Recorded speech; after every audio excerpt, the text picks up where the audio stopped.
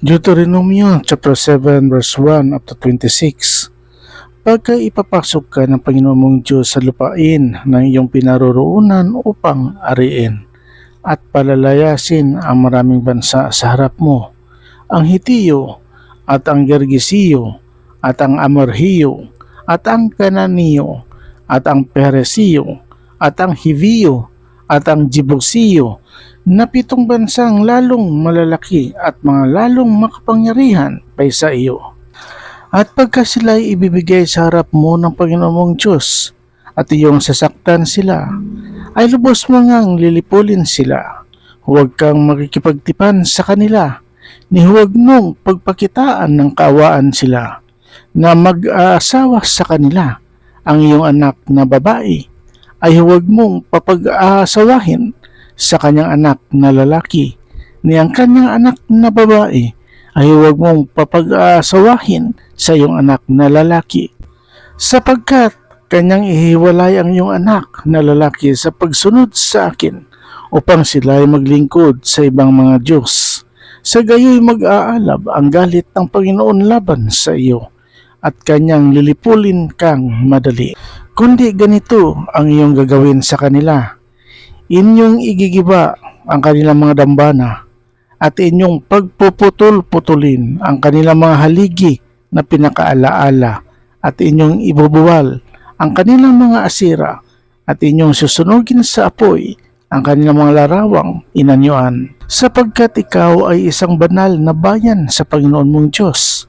Pinili ka ng Panginoon mong Diyos upang maging bayan sa kanyang sariling pag-aari, na higit sa lahat ng mga bayan na nasa ibabaw ng balat ng lupa.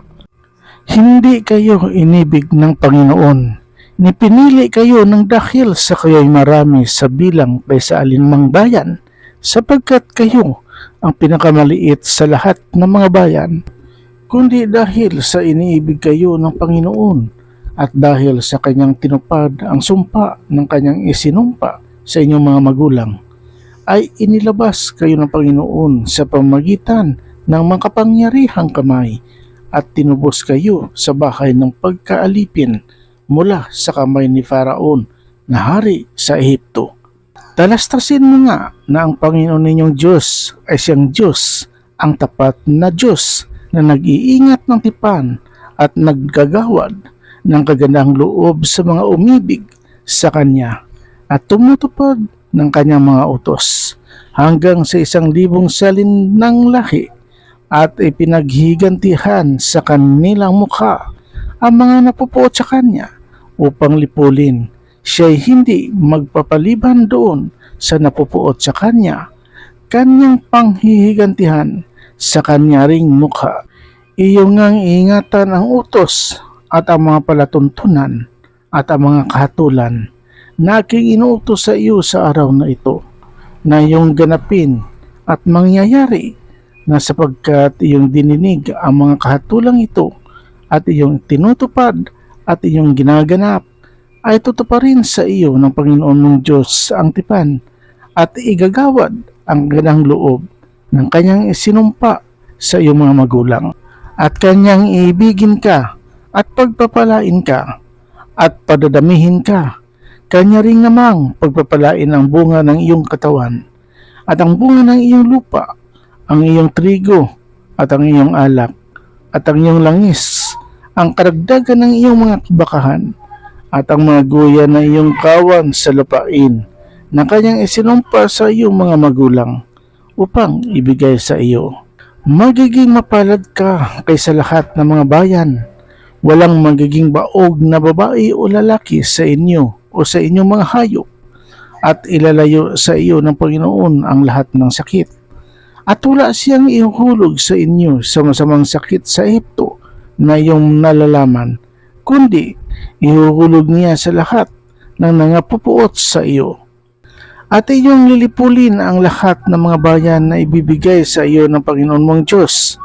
Ang iyong mata ay huwag makakabag sa kanila, ni huwag kang maglilingkod sa kanilang mga Diyos, sapagkat magiging isang silo sa iyo.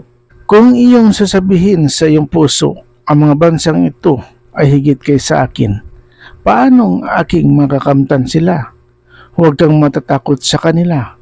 Yung alalahaning mabuti ang ginawa ng Panginoong mong Diyos kay Faraon at sa buong Ehipto. Ang mga dakilang tukso na nakita ng iyong mga mata at ang mga tanda at ang mga kababalaghan at ang kapangyarihang kamay at ang unat na bisig na ipinaglabas sa iyo ng Panginoon mong Diyos ay gayon ang gagawin ng Panginoon mong Diyos sa lahat ng mga bayan na iyong kinatatakutan. Bukod dito, susuguin sa kanila ng Panginoon mong Diyos ang malaking putakti hanggang sa ang nangaiwan at nangagtatago ay mamatay sa harap mo. Huwag kang masisindak sa kanila sapagkat ang Panginoon mong Diyos ay nasa gitna mo, dakilang Diyos at kakila-kilabot. At itataboy na unti-unti ng Panginoon mong Diyos ang mga bansang yaon sa harap mo. Hindi mo malilipol silang paminsan, baka ang mga hayop sa parang ay kumapal sa iyo. Kundi ibibigay sila ng Panginoon mong Diyos sa harap mo at pagtataglayin sila ng isang malaking kalituhan hanggang sa sila'y mga lipol. At kanyang ibibigay ang kanyang mga hari sa iyong kamay at iyong papawiin ang kanyang pangalan sa silong ng langit. Walang lalaking makatatayo doon sa harap mo hanggang sa iyong malipol sila. Ang mga larawang inanyuan na kanilang mga Diyos ay iyong susunugin sa apoy. Huwag mong iimbutin ang pilak o ang ginto na nasa mga yaon.